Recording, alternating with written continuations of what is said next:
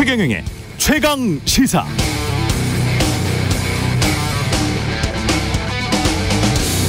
네, 이틀 전 월스트리트 저널의 보도대로라면 이렇게 일이 진행됐다는 겁니다.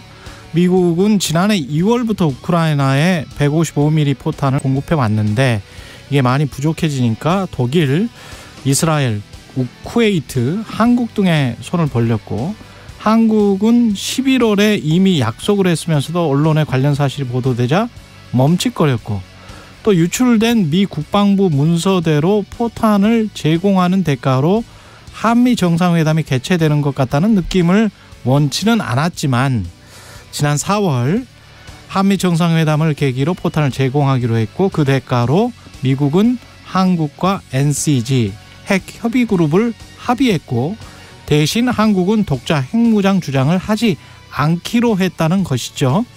이 일련의 과정을 통해 미국은 우크라이나가 미국에 강력히 요구해온 집속탄, 국제사회에서 금지된 집속탄 요구를 잠시나마 물리칠 수 있었다는 이야기. 그러니까 정리하면 미국이 한국에 준 것은 NCG라는 핵 협의 그룹, 우리가 준 것은 수십만 발의 포탄과 더불어 자체 핵무기 주장 포기. 미국은 이로 인해 집속탄을 우크라이나에 주지 않아도 됐고, 우리는 러시아와 적대국이 될 상황에 처했다는 이야기가 되네요. 한국 정부는 직접 지원 부인하고 있고요. 미국 백악관은 관련 논평을 거부하고 있습니다. 네, 안녕하십니까. 5월 26일 세상에 이익이 되는 방송 최경영의 최강시사 출발합니다. 저는 KBS 최경영 기자고요. 최경영의 최강시사 유튜브에서도 실시간 방송합니다. 문자 자면은 짧은 문자 50원, 긴 문자 100원이 드는 샵 9730 콩오플 무료고요. KBS 1라디오 채널 정치, 경제, 사회, 문화 등 다양한 명품 콘텐츠가 있습니다. 구독과 좋아요, 댓글 많이 부탁드립니다. 오늘 최강시사 이부영 자유언론 실천재단 명예이사장 모시고 요즘 언론 보도들, 특히 양해동 씨, 고 양해동 씨 사망 왜곡 보도 관련해서 집중적으로 좀 이야기를 나눠보겠습니다.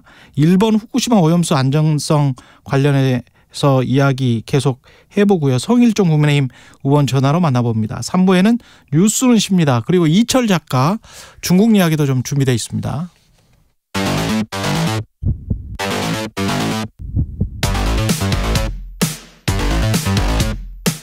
오늘 아침 가장 뜨거운 뉴스 언박싱. 5, 4, 3, 2 엔진 점화 26 목표가 발사되었습니다. 과학기술정보통신부 장관 이종호입니다. 국내 우주 수송 능력을 확보하기 위해 독자 개발한 누리호의 3차 발사가 국민의 관심과 성원 속에 성공적으로 완료되었음을 국민 여러분들께 보고드립니다. 누리호의 신뢰성을 확보함과 동시에 발사 서비스는 물론 다양한 위성 운영과 우주 탐사까지 우리의 가능성을. 네, 기분 좋은 날이었습니다. 뉴스 언박싱, 오늘은 확장판이 있는 날이고요. 민동기 기자, 김민하 평론가 나와 있습니다. 안녕하십니까? 안녕하십니까? 예, 누리호 3차 발사가 한 차례 연기됐지만 뭐 무슨 상관이겠습니까? 성공을 했습니다. 네, 예, 성공을 했습니다. 예. 이번에 3차 발사된 누리호는 인공위성을 우주로 수송하는 임무를 수행을 하게 되는데요. 방금 이제 잠깐 들으셨겠지만 이종호 과기정통부 장관이 이런 얘기를 했습니다. 차세대 소형 위성 2호 그리고 다른 초소형 위성들이 지구 궤도로 사출이 됐다. 이렇게 어제 밝혔고요. 예. 다만 초소형 위성 4개 가운데 하나는 사출 성공 여부를 확인하기 위해 시간이 좀 더 필요한 상황이다. 이렇게 얘기를 했습니다. 이번에 각 위성들은 악천후라든가 야간에도 지상을 관측하거나 태양 활동과 관련된 우주 날씨를 측정하는 임무 등을 수행할 예정인데요. 이번 발사 성공은 누리호가 위성을 예정된 지구 궤도에 정확히 올리는 수송 능력을 보유했다는 점을 국내외에서 인정받을 발판을 마련했다는 그런 의미가 있습니다. 예. 여기에서 과학기술정보통신부의 오태석 지금 1차관이 전화로 연결돼 있는 것 같은데요.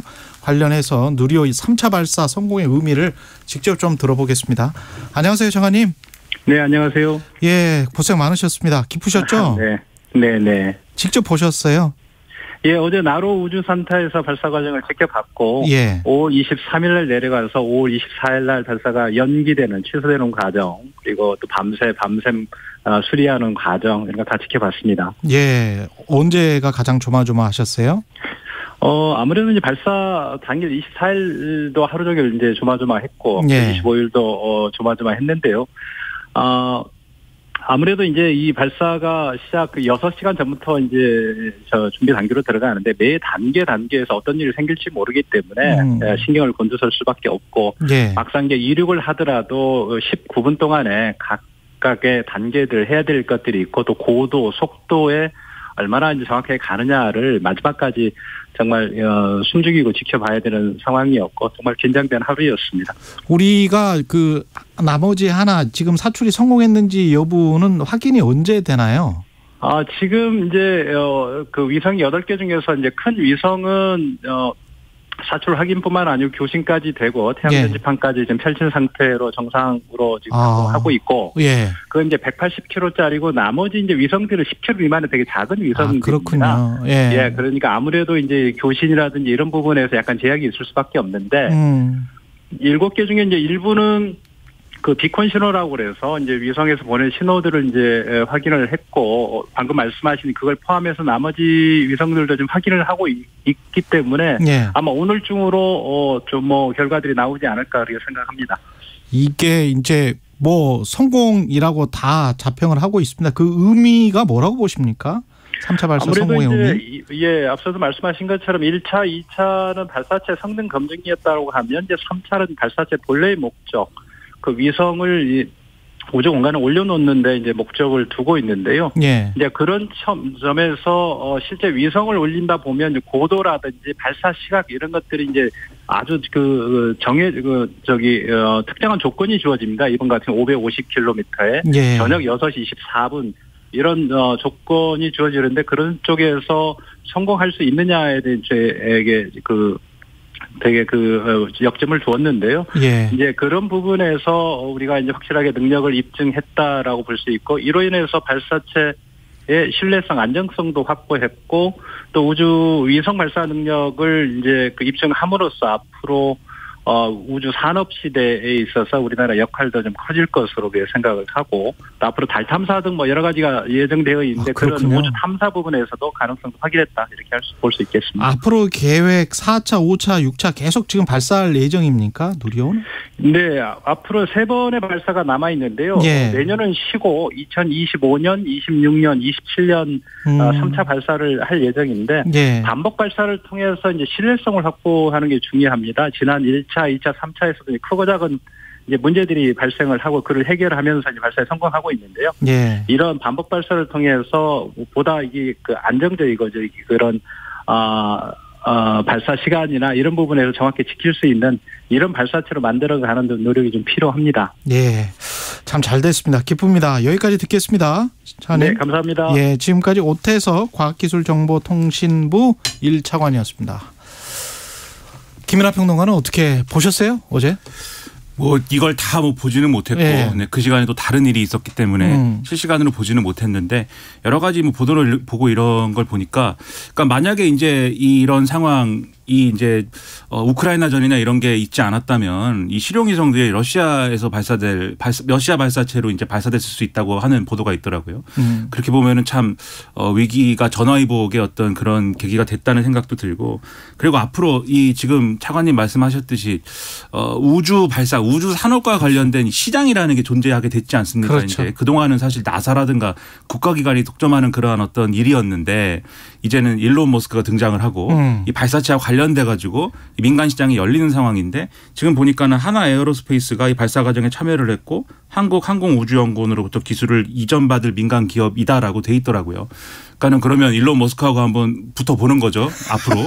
네, 지금 당장 붙기에는 좀 그렇고. 그렇죠. 앞으로. 네.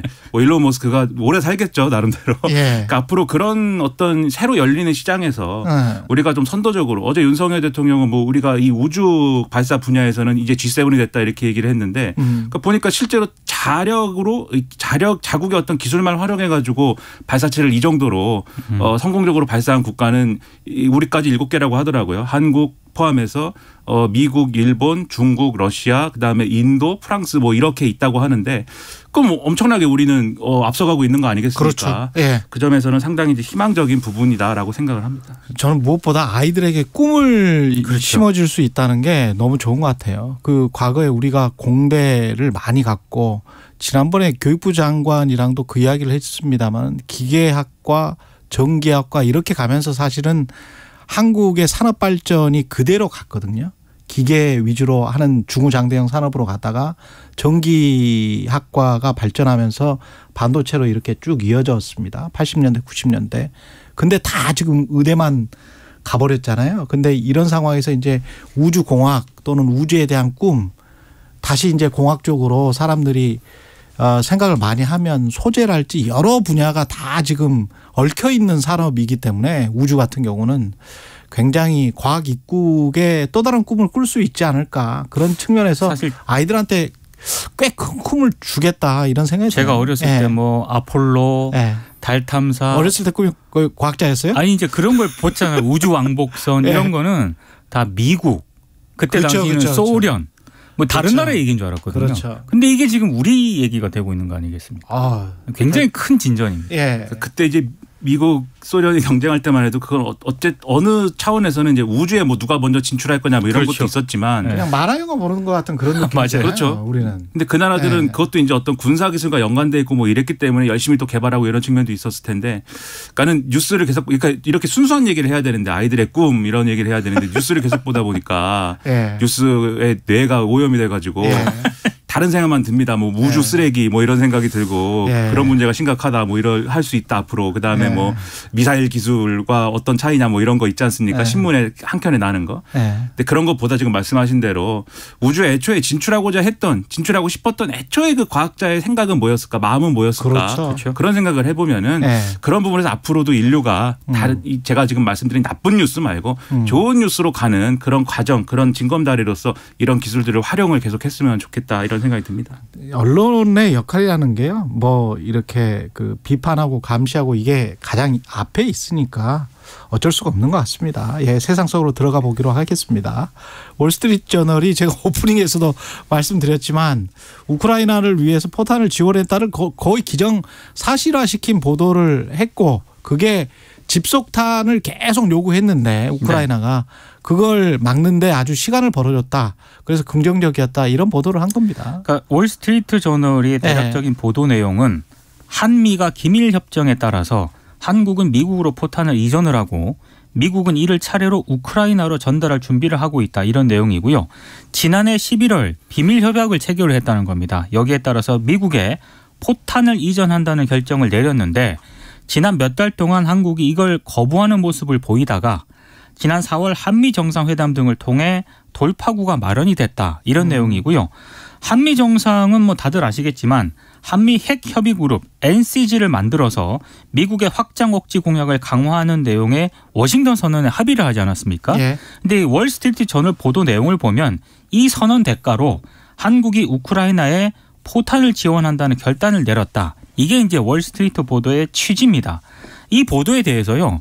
우리 정부 입장은 약간 모호합니다. 뭐예요? 네, 전하규 국방부 대변인이 어제 뭐라고 얘기를 했냐면 월스트리트 저널 보도 내용에 정확하지 않은 내용도 있다. 미 국방부와 우리 방산업체 간의 탄약 수출에 대한 논의도 있었지만 세부적인 사항을 일일이 설명드리기는 어렵다. 그러니까 이 말은 즉답을 피한 것으로 일단 언론들이 해석을 하고 있습니다. 그러면서 G7 정상회의의 후속 조치 차원에서 우크라이나의 지뢰 제거 장비와 긴급 후송 차량 등을 지원하는 방안을 검토 중이다. 이런 얘기를 했거든요. 그러니까 대단히 원칙적인 입장을 재확인을 한 건데 언론들의 해석은 우크라이나의 포탄과 같은 살상 무기를 직접적으로 우리 정부가 지원할 가능성을 배제할 수 없다 쪽에 좀 무게를 싣고 있는 것 같습니다. 형식적으로는 뭐 사실 이런 논의에서는 첫째로 이제 형식 논리가 굉장히 중요한데 형식적으로는 우리가 미국에 대여한 포탄인 것이고 형식적으로 말씀드리는 겁니다. 실질적으로는 이제 다른 차원일 수 있는데 미국의 포탄을 대여한 것이고 미국이 대여한 포탄으로 그동안의 비축분을 채우고 자기들 포탄을 이제 우크라이나에 이제 주고 있다. 뭐 요게 이제 사실 우리 정부가 언론에 한 설명이에요. 그렇죠. 근데 이제 포탄에 뭐 이름표가 붙어 있는 거냐 뭐 이런 논란도 있겠지만 누군가 남에게 설명할 때는 어쨌든 형식 논리가 필요한 거지 않습니까? 우리가 대여한 포탄은 우리 소유이기 때문에 우리 동의 없이 미국이 우크라이나에 제공할 수 없다. 이 설명을 이제 하고 있는 건데 첫째로 이 형식적인 형식 논리가 유지될 수 있으면 유지하는 게 좋겠죠. 둘째로 앞으로 그러면 이 지금의 어떤 이런 형식 논리가 유지될 수 있는 것이냐. 그러니까 어떤 정책적 전환이나 이 정책 전환이라고 불러야 할지 어쨌든 본격적으로 그런 포탄 지원이나 이런 것들을 할 계획은 없는 것이냐에 대해서 거기에 대해서는 지금 정부 스탠스가 애매한 것 같아요. 그 부분이 대통령이 외신에서도 이제 밝힌 바 있고 이 조건부를 달았습니다마는 여러 가지로 이제 좌시할 수 없는 상황이 되면은 그 지원할 수 있다라는 취지 답을 한 거 아니겠습니까?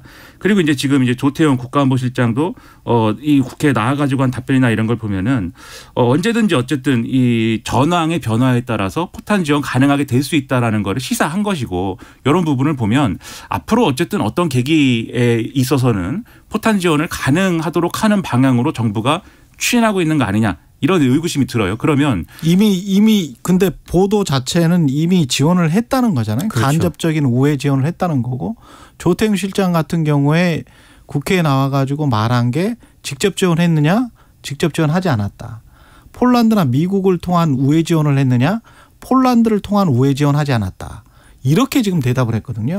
그러니까 미국을 통한 우회 지원을 했다는 뜻으로도 읽힐 수가 있는 거거든요. 그렇게 해석이 되고 있고 또 이런 얘기도 했습니다. 우크라이나가 불법 침략을 당했다. 그래서 추후 전황을 본다는 얘기를 했거든요.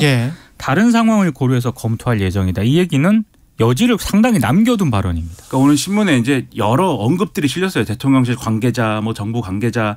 종합을 해보면 정부의 아직까지의 입장은 제가 말씀드린 그 내용입니다. 결국은. 그런데 그 얘기를 딱 부러지게 안 하는 이유가 그렇죠. 지금 말씀드리는 것처럼 향후에 그렇지. 바뀔 것이기 때문에 아니냐. 이런 이제 의구심이 드는 것이고 이미 진행 중이기 때문인 게 그럴 아니냐. 수도 있고. 네. 그래서 제가 그래서 형식 논리라고 말씀드린 거예요. 그렇지. 실질적으로는 어떻게 되고 있는지 잘 모르겠습니다. 이 부분은 우리가. 그렇어요. 그래서 맞아요. 형식 논리상은 우리가 얘기하는 형식 논리가 그런 건데. 그래서 저는 세 번째. 그럼 만약에 그런 정책적인 전환이라고 표현해야 될지 그런 결정이 있을 때 그러면 핵심은 국민에게 어떻게 이 사실을 알리고 어떻게 양해를 구하고 어떻게 설득할 것이냐 이 문제가 남는 거예요. 그러면 이걸 그냥 이 정부가 예를 들어서 어떤 언론의 보도를 통해서 우리가 그런 포탄 지원이 이루어졌구나 이런 걸 알게 되고 그런데 정부는 거기에 대해서 국민들에게 제대로 설명하지 않고 이런 구도가 가장 안 좋은 구도죠. 그래서 정확하게 설명하고 양해를 구하는 것이 필요한데 여기서 제가 좀 의문인 게 지금 언론에 나온 보도 중에 대통령이 국무회의에서 했다는 말이 있어요. 뭐냐면 우리가 러시아의 불법 침략 상황에서 가만히 있으면 우크라이나 재건 사업에 참여할 수 있겠느냐. 야당은 우크라이나 전쟁을 정쟁으로만 보고 있는데 이게 문제다. 이런 지적을 했다는 거거든요. 그래서 저는 이게 포탄을 지원하면 그러면 우크라이나 이제 재건 사업에 참여해서 경제적인 이득을 볼 수 있다. 이런 얘기를 하는 것으로 비춰지는데 저는 첫째로 이제 그게 지금 상황에서 이제 언급할 수 있는 내용인가 조금 의문인 부분이 있고 두 번째로 만약에 이게 정말 재건 사업에 참여해가지고 경제를 살리고 이게 정말 절실하다 그러면 국무회의에서 야당은 문제야 이렇게 얘기할 게 아니고 야당을 불러서 그런 그 문제에 대해서 설득과 그렇죠. 합의. 설득을 해야죠. 그리고 만약에 설득을 해서 그리고 이제 러시아와의 관계에 관해서 다시 또 한번 고려를 해봐요. 그렇죠. 지금 빠져 있는 게 지금 러시아는 우리랑 수교국이에요. 그렇습니다. 예, 그리고 아까 나로 이야기를 했습니다만은 누리호전의 나로랄지 뭐 이런 것들의 기술 이전이나 이런 거는 러시아 쪽으로부터 많이 받았고 우리 자주포도 사실은 러시아 쪽으로부터 기술 이전 많이 받았거든요. 그래서 뭐 그 지금처럼 적대국의 관계. 그러니까 우크라이나의 재건 사업에 참여하는 지금은 것도 누리호지만 그 전에 나로를 그렇습니다. 말씀드리는 거예요. 그 전에 나로를 말씀드리는 겁니다. 그러니까 우크라이나의 재건 사업에 우리가 참여하는 것도 중요하지만 러시아의 관계가 최악으로 치달았을 때 입게 될 피해 이런 부분들에 대한 대책도 필요한 거 아니겠습니까? 그러려면 야당도 설득을 해야 되는 거고요. 언론에 정확하게 설득을 해야 되는 거죠. 지금 그렇죠. 상황이 이렇다. 네. 이 과정이 지금 빠져 있는 것 같아요. 그래서 제가 설명하고 설득하는 게 필요하다고 말씀드리는 게 남을 설득하고 이 내용을 설명을 하려면 지금 말씀하신 대로 우려나 이런 것들에 대한 답이 있어야 그걸 할 수가 있습니다. 그렇죠. 그러니까 러시아의 관계는 어떻게 하겠다 앞으로. 그렇죠. 그 설명이 같이 이루어져야 남을 설득할 수 있는 거 아니겠습니까? 예. 그 설명을 충실히 다 했는데도 야당이 우리는 정치적으로 그냥 이것을 정치적으로 이용할 겁니다. 막 이렇게 얘기를 한다. 라고 하면 국민들이 그걸 다 보는데 국민이 평가하는 거죠, 그러면. 그래서 그런 부분에서는 최대한 노력을 해줬으면 한다는 말씀을 굳이 또 드리는 겁니다. 마지막으로 월스트리트저널에 미국 정부한테 물어봤어요. 관련 사실에 관해서. 이런 게 다 사실이니? 라고 물어보니까 어떻게 나오냐면 decline to comment 이렇게 나왔어요. 논평을 거부한 거예요. 부인한 게 아니고 deny, 부인한 게 아니고 논평을 거부한 겁니다. 이런 경우면 보통의 일반적인 저널리스트들이 생각할 때는 사실을 시인한 걸로 보는 게 맞는 것 같습니다. 제가 보기에는 미국 쪽은 그런 것 같습니다. 예, 지금 7시 40분이고요. 뉴스 언박싱 다시 교통정보하고 날씨 정보 듣고 다시 시작하겠습니다. 날씨입니다. 어제까지 계속해서 맑은 날씨에 안개도 새벽에 자주 발생했는데요. 오늘은 날씨가 좀 달라졌습니다. 구름 많거나 흐린 하늘을 보이고 있고요. 오늘 비 내리는 곳 아주 극소량이 되겠고 소나기 오는 지역도 많겠습니다. 내리는 시점이 조금 달라서 대기 불안정해지는 오후부터 저녁 사이에 소나기가 내릴 전망이어서 5에서 20mm 정도 되겠습니다. 내일도 마찬가지로 5에서 20mm 정도의 소나기가 예보된 곳이 많습니다. 천둥, 번개, 돌풍 주의하셔야겠습니다. 오늘도 낮에 조금 덥겠습니다. 서울이 27도, 강릉, 대전 28도, 전주 26도까지 오르겠고요. 내일 서울의 아침 기온 18도, 낮 기온 25도로 낮 기온은 다소 내려가겠습니다. 서해와 제주 해상에 바다 안개가 짙겠고요. 오늘은 자외선 지수가 어제보다는 많이 약해져서 햇빛이 약해진 관계로 일부 지역만 높게 나타나겠습니다. 지금 서울의 기온은 17.7도입니다. 날씨 정보였고요. 다음은 이 시각 교통 상황 알아보겠습니다. KBS 교통정보센터의 임초희 씨입니다. 네, 출근길 교통정보입니다. 제2경인고속도로 인천 쪽으로 안현 분기점에서 정체인데요. 이 정체는 사고 여파입니다. 갓길로 사고 차량 옮겨졌고요. 반대 성남 방향은 안현에서 광명터널까지 막히고 있습니다.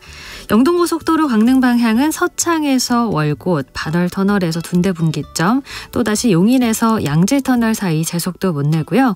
서울 시내 동부간선도로 의정부 쪽으로는 녹천교와 창동교 사이 2차로에서 난 사고 때문에 부근 정체가 더 심해졌습니다. 추가 사고 없도록 주의하시고요. 반대 성수 방향은 도봉지하차도 출구부터 성수 분기점 쪽으로 점점 막힙니다.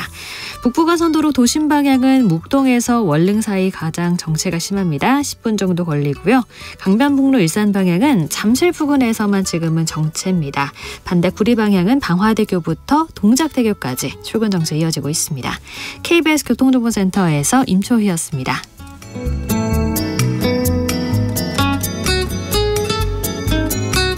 네, 뉴스 언박싱 김민아 평론가, 민동기 기자와 함께하고 있습니다. 전세사기 특별법은 국회 본회의를 통과했습니다. 네, 전세사기 피해자 구제하기 위한 특별법이 어제 국회 본회의를 통과했습니다. 재석 272명 가운데 찬성이 243표로 이제 가결 처리가 됐는데요. 전세사기 피해 주택이 경매나 공매로 넘어갔을 때 국토부 장관이 피해자라고 인정한 세입자에게 해당 주택의 우선 매수권을 부여하는 그런 내용이 포함이 됐고요.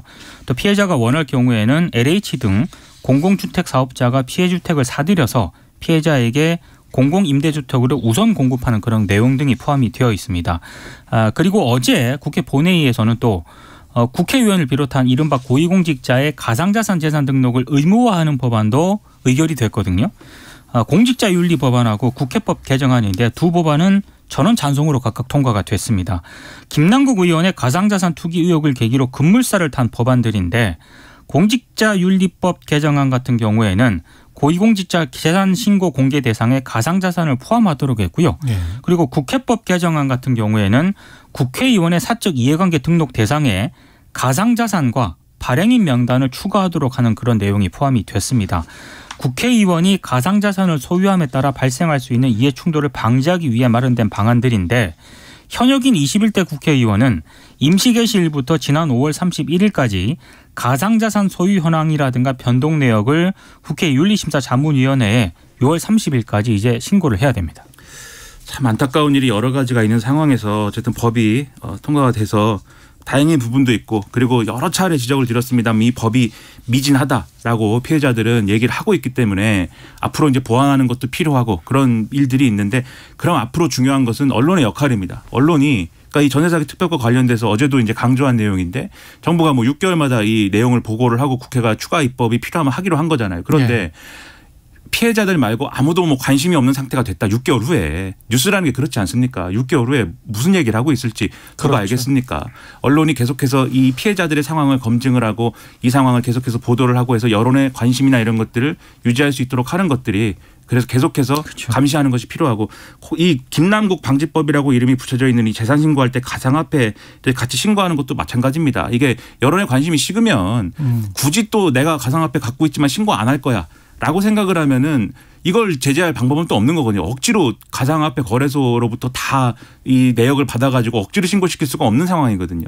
그렇다고 하면 이것을 계속해서 검증을 해 나가면서 과연 국회의원이 이 어떤 가지고 있는 가상화폐가 있는지 없는지 그런 걸 가지고 장난을 치는지 안 치는지 이런 것들을 언론이 계속해서 감시해 가면서 이 여론의 어떤 감시 기능을 계속해서 유지하지 않으면 이게 그냥 또 흐지부지 될 수 있는 거여서 좀 관심이 필요하다고 생각합니다. 그 총 합이 이게 얼마나 될까요? 사실은 인천 미추홀구 그다음에 동탄 이거 다 합해도 글쎄요. 어떤 그 힘 있는 국회의원의 지역구 사업 도로나 뭐 교량을 놓는 그런 건설 사업 정도밖에 안 될 것 같은데 총 합을 만약에 전체 부채를 탕감을 해준다고 해도 근데 왜 이런 것들이 미국이나 유럽에서는 부채 탕감이랄지 우리도 사실 부채 탕감 이야기는 기업에 관해서는 해요. 그죠? 그리고 그렇죠. 실제로 한 적이 있어. IMF뿐만이 아니고 다 한 적이 있습니다. 그래서 그런 식으로 해서 구조조정을 하고 다시 자립할 수 있게 국가가 도와줬어요. 그게 자본주의 하에서 자유시장 경제 하에서 해왔어요. 그거 다 자본주의야. 미국, 유럽, 한국 다 했어. 근데 왜 가난한 사람들이 전세 사기를 당하면 그때는 이렇게 엄격한 자본주의를 도입하는 것인지 그걸 저는 이해를 못 하겠다는 거예요. 그러니까 대기업들은 네. 혜택도 많이 받는 편이고요. 그렇죠. 그리고 아무래도 어떤 정부 책임이 저는 있다고 생각을 하거든요. 이 전세 사기 피해와 관련해서는 전혀 없다고는 얘기는 못 하는데 기본적으로 어떤 개인의 어떤 그런 어떤 책임 이런 쪽의 인식이 좀 많이 들어가 있는 게 아닌가. 그러면 그거는 없습니다. 기업주의 책임도 있지. 회사를 망하게 한 기업주의 책임이 없습니까? 근데 그런 몰락한 재벌들 나중에 제가 다 취재를 해보니까 상당 물론 완전히 그 알거지된 사람들도 있습니다만 있죠. 예. 극소수 있습니다. 극소수. 그리고 대다수는 사실 굉장히 잘 삽니다. 어떻게 잘 살게 됐을까요? 그 사람들이. 재벌 기업들은 다 망했는데 어떻게 잘 살아요?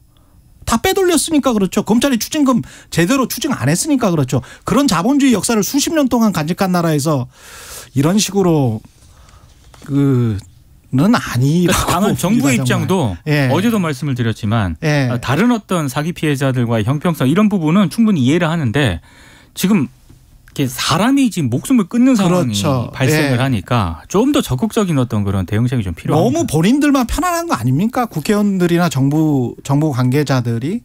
그러니까 늘 이런 때 이제 등장하는 핑계가 예를 들면 경제인, 기업 등등은 어쨌든 경제에 미치는 영향이 크다 뭐 이런 거지 않습니까? 예를 들면 재벌 사면해 줄 때도 또는 이제 재벌에 대한 판결 내릴 때도 그런 경제인으로서의 역할 이런 거 꼭 근거로 들어서 얘기를 하잖아요. 그 경영인이 바뀐다고 해서 그리고 그 경영인이 알거지가 된다고 해서 그 기업이 제대로 자립해서 살아나면 고용 창출은 다시 돼요. 그렇죠. 우리가 자본주의가 고용 창출 때문에 그런 이야기를 계속하는 거지 그 기업인이 뭡니까 국가가 세금으로 구해준 그 기업의 돈을 빼돌려 가지고 사실상 빼돌려서 아들이나 딸들한테 주고 그랬던 관행들이 수십 년 동안 지금 있었잖아요. IMF 이후에.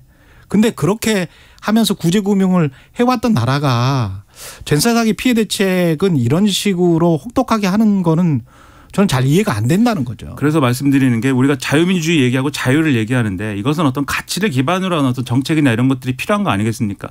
그러니까는 국가 경제에 도움이 되면은 봐줄 수 있다. 이런 것이 한편에 있으면서 그렇죠. 그걸 자의적으로 규정을 하면서 정말 힘없는 사람들은 그런 뭐 국가 경제에 도움이 안 돼가지고 뭐 도와주지 않는 거냐 이런 얘기 충분히 할 수 있는 거거든요. 그러니까 모든 정책에 대해서 좀 그러한 어떤 가치를 중심에 놓고 과연 여기에 어떤 가치를 적용할 것이냐 이 사람들의 이 보증금 되돌려 받아야 되는 그걸 받아야만 내가 삶을 실질적으로 자유롭게 살 수 있는 그런 조건에 처한 사람들에게 그 사람들의 자유 어떻게 보전해 줄 것이냐 이 생각도 해야 된다는 거죠.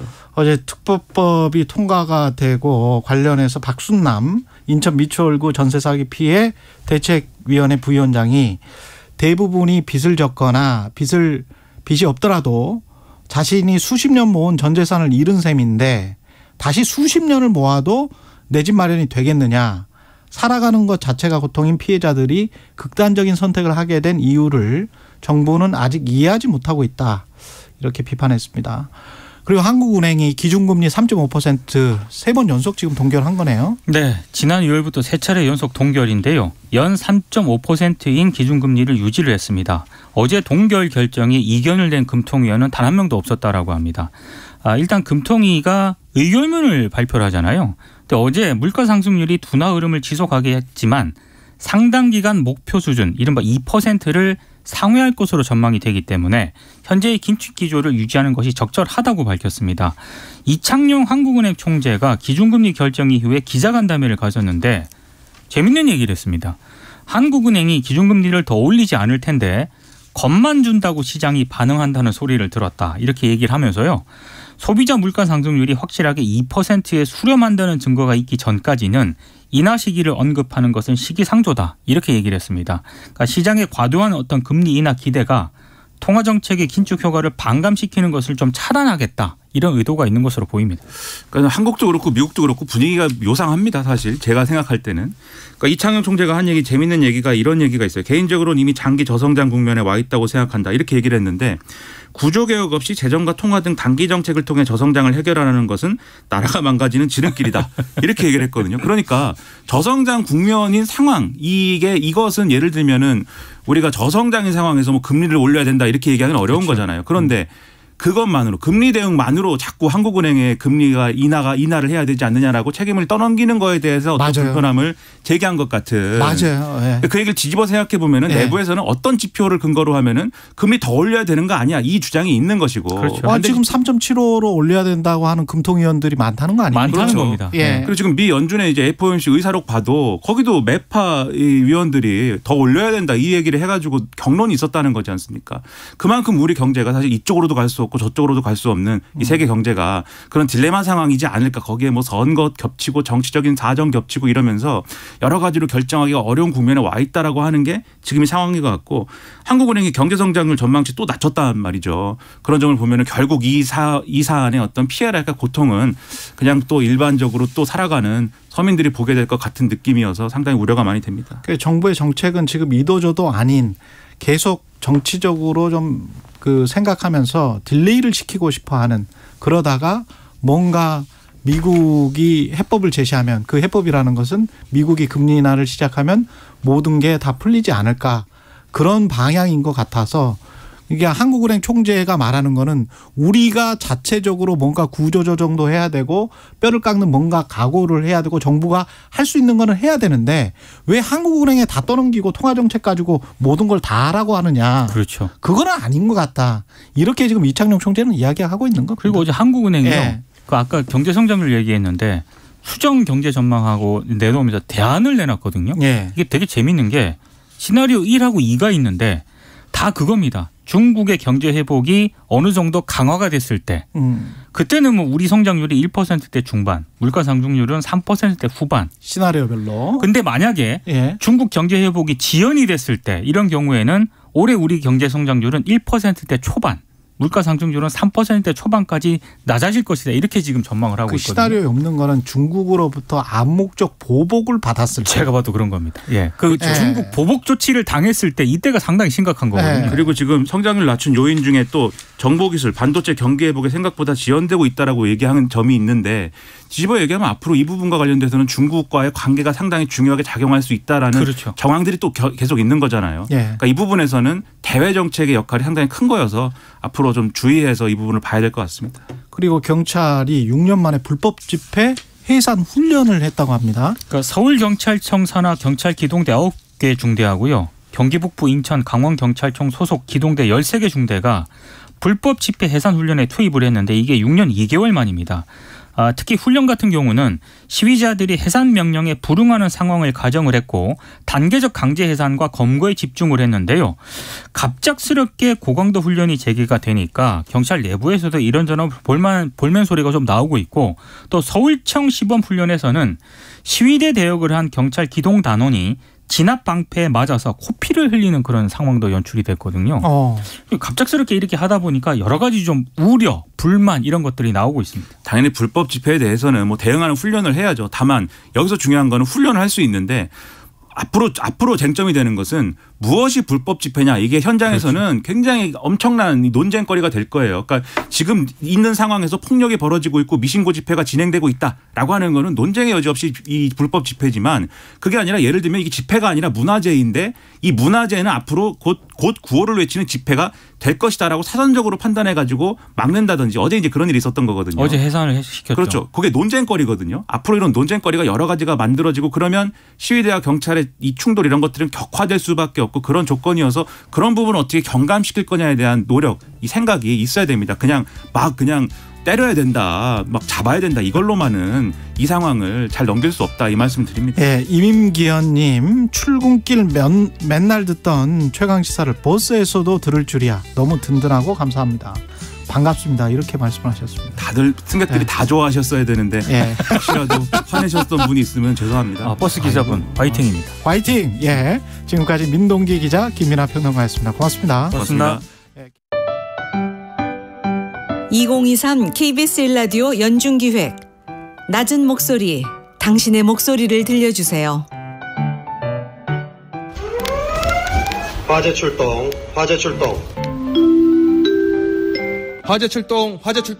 신속히 화재 출동. 안녕하세요. 저는 종로소방서에 근무하고 있는 송호정입니다. 반갑습니다. 국민 여러분. 저는 97년부터 근무해서 지금까지 약 한 26년 근무하고 있습니다. 직업병이 있다면 이런 게 있습니다. 직업병은 굉장히 소방관들, 저뿐만 아니라 모든 분들이 그렇겠지만 냄새에 굉장히 민감합니다. 그러니까 예를 들어서 집에서도 아랫집에서 어떤 타는 냄새가 올라온다거나 아니면 악취가 올라온다거나 이런 냄새에 굉장히 민감해서 외출을 하거나 어디에서 가든지 간에 냄새가 좀 이상하다 하면 제가 다시 한번 돌아보기도 하죠. 우리 일반 현장에 가보면 느끼는 게 모든 분들이 저희를 만능 해결사로 그렇게 생각을 하고 있고 그게 안 될 때 굉장히 눈초리가 따가운 걸 느끼는데 저희도 평범한 사람인지라 실제로 그렇지 못할 경우들이 종종 있을 수 있습니다. 물론 그럴 때 저희를 탓하지 마시고 뒤에서 조용히 응원해 주셨으면 감사하다는 말씀을 드리겠습니다.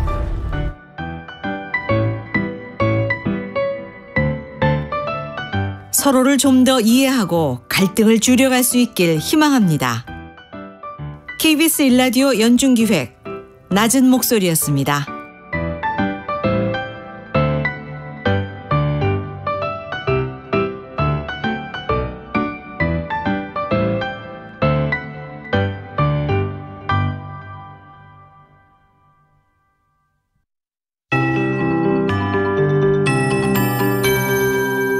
KBS 58분 날씨. 오늘 습도가 높아서 조금 후텁지근할 수 있는 날씨고요. 전국 곳곳에 비가 소량으로 뿌려지거나 소나기 오는 지역이 많겠습니다. 소나기는 대기가 불안정해지는 오후에 내릴 가능성이 높고요. 천둥, 번개, 돌풍 동반해서 요란하게 내리는 곳이 있을 걸로 보여집니다. 이 점 주의하시기 바랍니다. 5에서 20mm 정도가 되겠습니다. 비의 양은 5mm 미만이거나 빗방울 정도 떨어지겠는데요. 서울도 빗방울이 듣다가 멎기도 하고 있습니다. 이 밖에 지금 현재 영남 일부 지역으로만 약하게 비가 뿌려지고 있습니다. 오늘 낮에도 다소 덥겠습니다. 서울 27도, 강릉 28도, 전주 26도 등 전국적으로 22도에서 28도 분포가 되겠습니다. 연휴 기간 날씨 궁금하실 텐데요. 우선 내일은 서울의 아침 기온 18도 등 전국이 14도에서 19도, 낮 기온이 약간 내려가서 서울 25도 등 전국적으로 23도에서 28도 분포를 예상하고 있습니다. 내일도 역시 오후부터 소나기 내리는 지역이 많겠는데 5에서 20mm 정도의 천둥, 번개, 돌풍도 예상되고 있습니다. 또 이 기간 동안 서해와 제주 해상에 남해상에 바다 안개가 짙겠습니다. 또한 모레는 전국적으로 비가 내릴 전망입니다. 지금 서울의 기온은 19.4도입니다. KBS 58분 날씨 강혜종입니다.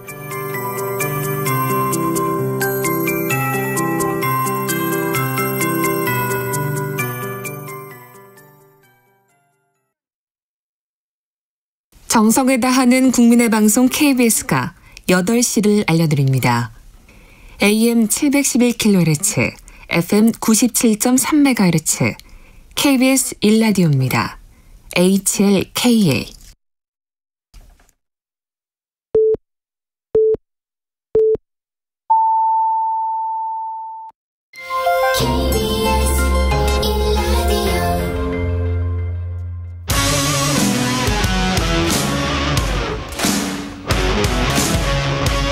오늘 하루 이슈의 중심 최경영의 최강시사. 네, 오늘은 특별한 분과 우리 시대 언론 이야기를 좀 해보겠습니다. 이부영 자유언론실천재단 명예이사장 나오셨습니다. 안녕하세요. 안녕하셨어요. 예, 이사장님 소개부터 먼저 드려야 되는데 제 연배 때 세대는 다 아시는데요. 그 밑에는 잘 모르기 때문에 영화 1987에 배우 김우성 씨가 연기한 동아일보 해직기자 출신의 민주화 인사 이부영 역의 실제 인물이고요. 6월 항쟁의 시발점이었던 고 박종철 열사 고문치사 조작 사건을 알린 분, 예, 동아일보 기자 시절에 그러셨습니다. 예, 이부영 이사장님 잘하셨습니다. 네. 안녕하세요. 예. 근데 이제 외국 보도 이야기부터 해야 되겠습니다. 네. 네. 예. 일단은 건설노조는 양해동 씨가 그단녀 선택을 했는데 그 이후에 월간조선이 한 5월 3일부터 이상한 보도가 나오기 시작하면서 16일 뭐 이렇게 계속 월간조선까지 계속 됐단 말이죠. 네, 네. 예, 처음에는 뭐 CCTV 영상 화면을 마치 다 본 듯한 그러면서 옆에서 사람이 방조한 거 아니냐 이런 보도를 했고 그 다음에는 이제 유서를 대필한 게 아니냐 네, 네. 이런 보도를 했습니다. 어떻게 보셨습니까? 처음에 이 기사를 읽고 나서 예. 기가 막혔어요.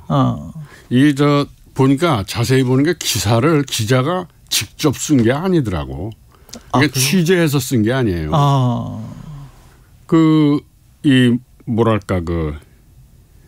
이 윤석열 정권에서 예. 건설노조를 뭐 건폭이니 사기꾼이니 막 공격을 했잖아요. 건폭 조폭. 예. 예. 근데 조선일보라는 이 우리나라의 최대 신문이 예. 그 명색이 최대 신문이에요. 거기서 예. 취재도 자기들이 직접 안 하고 탐문 기사를 쓴 거예요. 그렇게 되면 이 사람 생명이 걸린 문제인데 예. 뭐 사자 명예훼손 같은 것도 되는 일인데 그렇죠. 어떻게 조선일보가 이렇게 기사를 쓰나? 그러니까 알아보니까 그 경찰 취재도 안 하고 예. 현장 취재도 나가지는 않은 거예요. 이를테면 소설 같은 걸 쓴 셈이죠.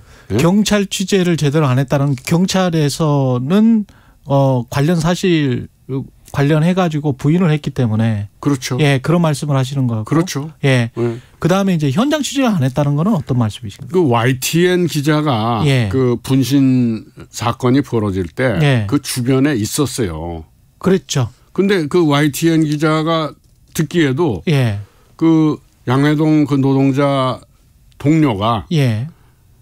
제발 이러지 말아라. 그런데 이미 그때 신나를 그 주변에 뿌리고 몸에도 뿌리고 그래서 너 가까이 오면 나 이거 불 켜버릴 거야. 예. 이러니까 동료도 막지를 못했어요. 거기 가면은 그냥 그 사고를 일으킬까봐 그런 상황이었는데 그런 거를 YTN 기자도 다 얘기를 하고 바로 옆에서 받고 근데 마치 그걸 이 동료가 네. 방치하고 그 분신을 조장한 것처럼 이렇게 써놨단 말이에요. 그러니까 참 명색이 그래도 한국의 최대 신문이고 네. 한국을 대표하는 언론이라는 조선일보가 이런 짓을 하는 걸 보면은 나 그 신문 없어져도 좋다고 생각해요. 그 정도로. 네.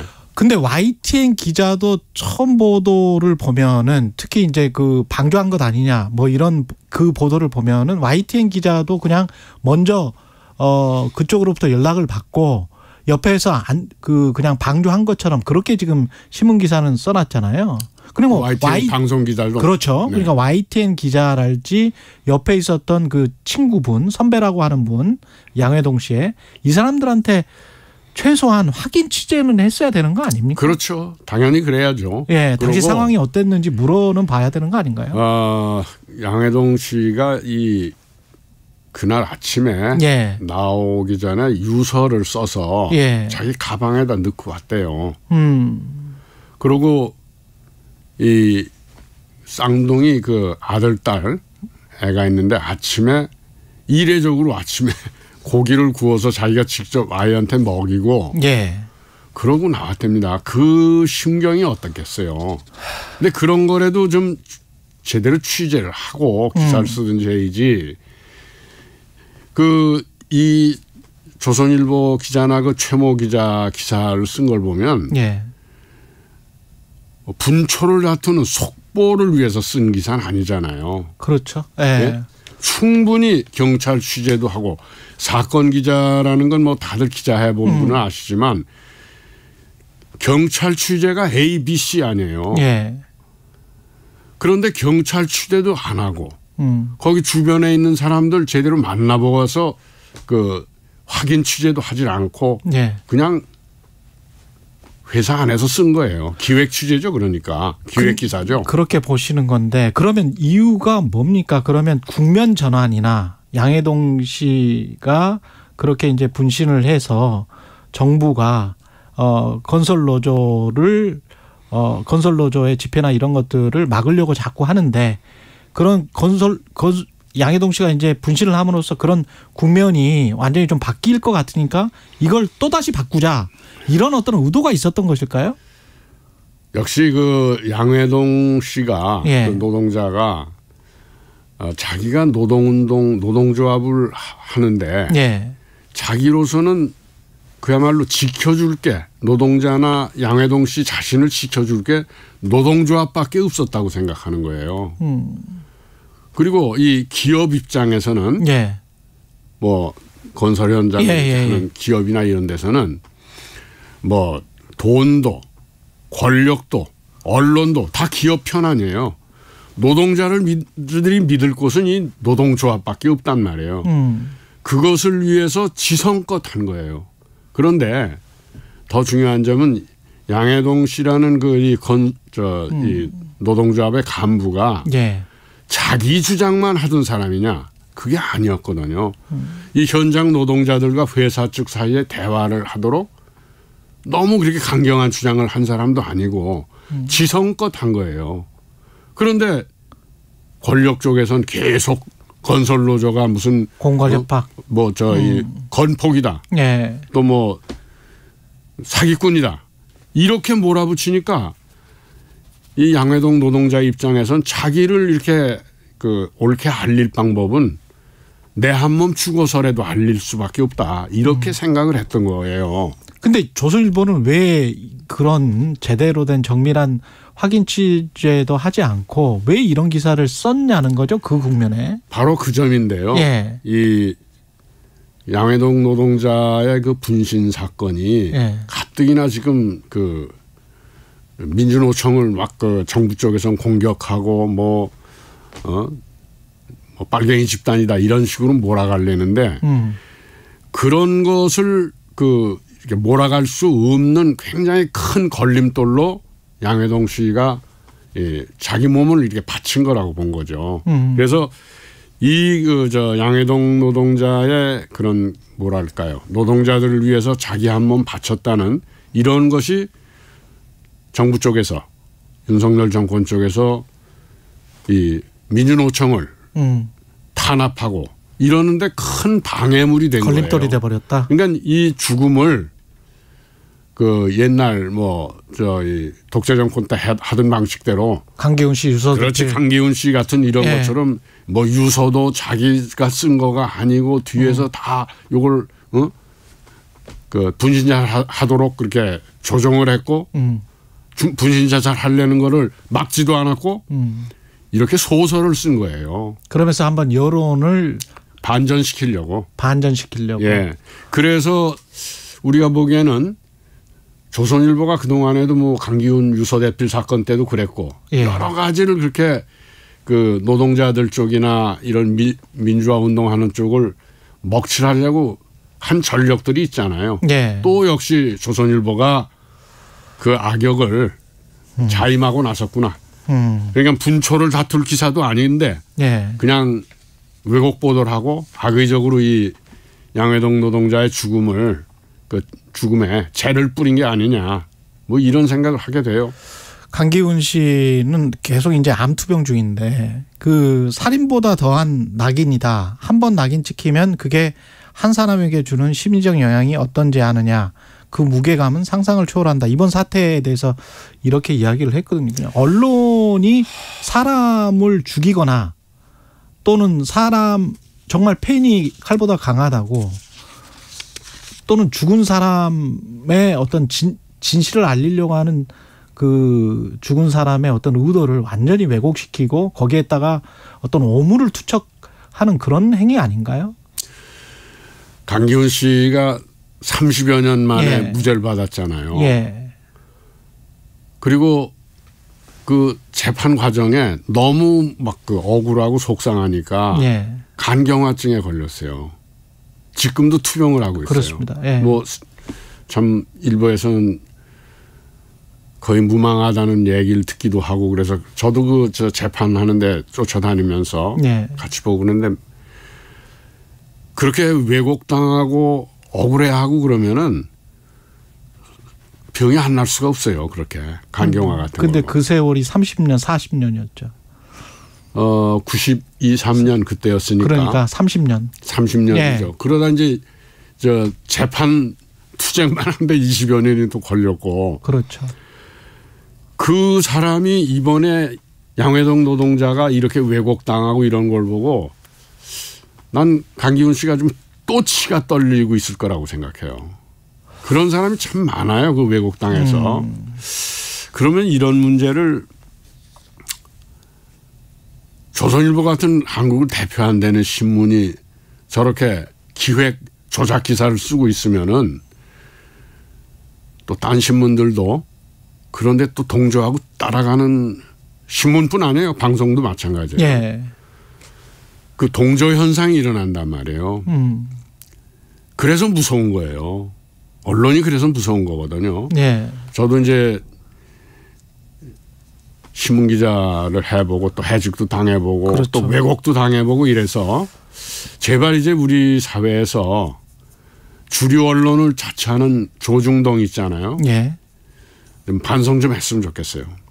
근데 그때는 70년대 80년대는 사회 자체가 폭력적이었고 군부 권위주의 정권이었고 그래서 기자들이 그 폭력에 실질적인 물리적 폭력에 대항을 해야 될 정도였고 그렇게 해직을 당했고 그랬는데 지금은 그런 상황이 아닌데도 불구하고 왜 이렇게 된 건가요? 지금 이 주류 언론의 한 곳인 이 KBS에 앉아서 이런 얘기하기가 참 민망스럽긴 한데요. 87년 그 6월 항쟁 이후 이른바 우리가 뭐 직선제 대통령제로 바꾸고 이 남영동 같은 그 폭력 그 고문기구 같은 것이 폐지가 되고 또 뭐 보안사 같은 데나 중앙정보부나 이런 데도 이제 없어지고 그랬다고 해도 그 뒤에 그 민주화가 된 과실을 누가 따먹었어요? 조중동이 따먹었거든요. 조중동이 그 박정희 전두환 시대 때 얼마나 독재 부역을 했습니까? 그러고 나서 조중동이 국민들에게 자기들이 부역을 하는 사실에 대해서 사과했나요? 난 KBS에서는 땡전 뉴스, 땡방 뉴스 이런 거 나간 거에 대해서 그 뒤에 사과 방송을 했다는 걸로 들었어요. 예, 사과 방송했습니다. 예. 네. 예. 난 그 굉장히 신선하게 받아들였어요. 예. 근데 조중동은 한 번도 안 했어요. 독재 부역하고 그 당시에 자기들이 치부를 하고 이런 거에 대해서. 더구나 그 조선동아일보는 일제 식민지 시대에 천황폐하 만세를 부른 신문들 아니에요? 예. 그리고 우리 독립운동을 얼마나 폄하하고 헐뜯었습니까? 해방이 되고 나서 조선동아일보가 다시 복간할 때 그런 거에 대해서 사과 한마디도 안 했어요. 프랑스에서는 어땠습니까? 그 언론인들 사형당했어요. 드골에 의해서. 린치하고 사형했어요. 우린 그런 게 없이 이 신문들이 일제에 대해서 부역하고 독재에 대해서 또 부역하고 그 뒤에 사과 한마디도 안 하고 있어요. 이런 걸 어떻게 봐야 됩니까? 마치 저는 이 조중동의 이런 횡포가 우리 언론이란 나무에 뿌리에 큰 종기가 돼서 자라고 있다고 생각해요. 우리 정신을 황폐하게 만들고 있다고 생각해요. 그런데 이 메인 그러니까 주류 언론이 이러니까 군소 언론도 심지어는 방송, SNS 이런 데까지 다 따라가고 있단 말이에요. 네. 동조 현상이죠. 예. 그래서 그중에서도 조선일보가 제일 심하단 말이에요. 거긴 그 청부업을 하는 것 같아요. 독재 정권이나 이런 데 하고. 지금도 그렇습니까? 지금 바로 그 증거가 이번에 양회동 노동자 죽음을 이렇게 죄를 뿌리고 민주노총을 탄압하려는 그런 걸 합리화시키고 있거든요. 예. 그 청부업자들은 이제 청소해야 되지 않겠어요? 예. 시간이 참 없어서 안타까운데요. 대통령의 언론관에 관해서 말씀 듣기 전에 참고로 지금 양해동 씨 사망방조 의혹 기사를 쓴 조선일보 기자는 자신의 페이스북을 통해서 경찰에 전화를 했다. 이렇게 지금 밝히고 있기 때문에 그거는 반론 차원에서 말씀을 드리는 거고요. 네. 예. 그 윤석열 대통령이 초기에는 뭐 도어 스탬핑도 하고 언론과의 소통, 집무실 이전도 사실은 뭐 소통 때문에 국민과 더 함께 하기 위해서 뭐 이렇게 주장을 했었단 말이죠. 네. 지금 상황을 어떻게 보십니까? 근데 그 뭐 외국말 쓰기가 좀 싫어서 예. 그 출근 전 기자간담회죠. 출근 전 기자간담회. 네. 예. 도어 스태핑이라는 게. 예. 예. 그런데 그것도 한다고 그랬다가 예. 그 작년 8월에 있었던 그 미국 방문에서 뭐 바이든이냐 날리면이냐 이런 그리고 대통령이 그 막말 쌍소리를 그 한 게 이땡땡 예. 그런 파동이 있었는데 그거를 MBC가 조작 보도를 했다고 또 공격을 했단 말이에요. 그렇죠. 그런 그 대통령이 권력자가 얼굴에다 철판을 깔고 뻔뻔하게 사실 보도란 쪽을 오히려 이걸 왜곡 보도 가짜 보도라고 이렇게 공격하고 나오는데 거기다 대고 언론이 뭐라고 그러겠어요? 상대를 할 수가 없는 거예요. 국민들도 저런 이 인격한테 뭐라고 상대를 해서 얘기를 할 수 있겠냐. 아이고 저 사람은 저 사람대로 얘기하게 내버려 두고 우리는 우리가 믿는 대로 가자.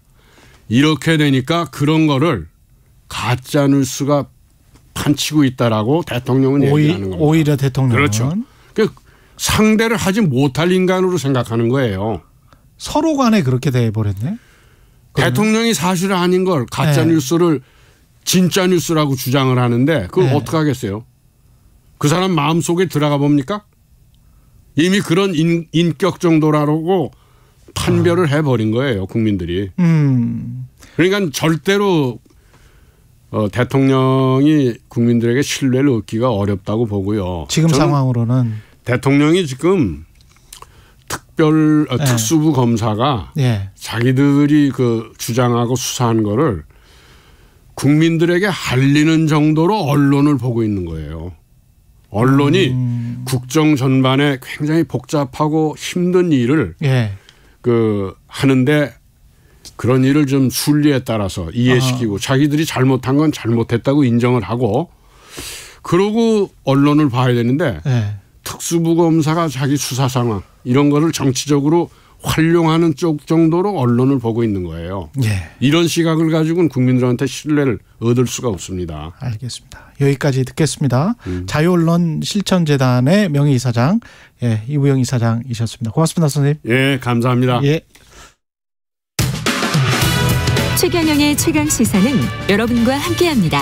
짧은 문자 50원, 긴 문자 100원이 드는 샵 9730. 어플 콩과 유튜브는 무료로 참여하실 수 있습니다.